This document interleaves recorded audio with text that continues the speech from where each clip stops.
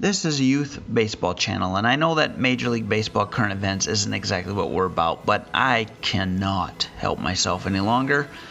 This stupid Astros stealing signs issue is a narrative that I just can't take seeing another video or news article about. Now let's go back to the 1951 Giants. It's pretty much accepted that the Giants used a telescope in center field to steal and relay catcher signs. Now let's suppose that Major League Baseball itself put telescopes in center field at every Major League Baseball game that year, and every team had access to that telescope.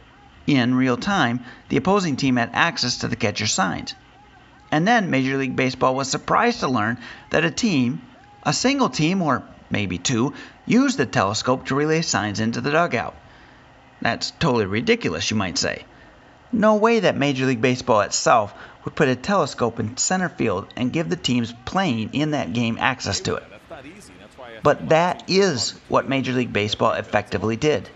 They provided teams with real-time, non-delayed video footage of the catcher signs of the game currently being played.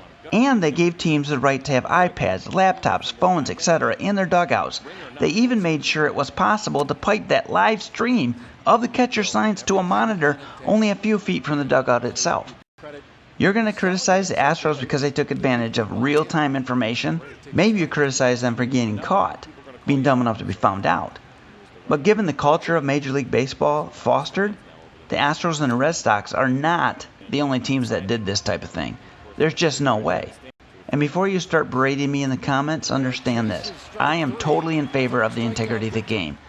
But like in 1919, when the owners lied and used players like pawns and didn't stick to their agreements on salaries, and you have an active gambling organization that's willing to really pay for rigged games, and you get what's coming. The Black Sox players were not the bad guys. They were the men wanting to feed their families and not starve. But owners were in cohorts. Owners, particularly like Mr. Kaminsky, caused the 1919 Black Sox debacle. The players took the hit, of course, as is typical of any elitist-run system, but so is the case with the Astros. Major League Baseball could have prevented this problem, but they didn't want to.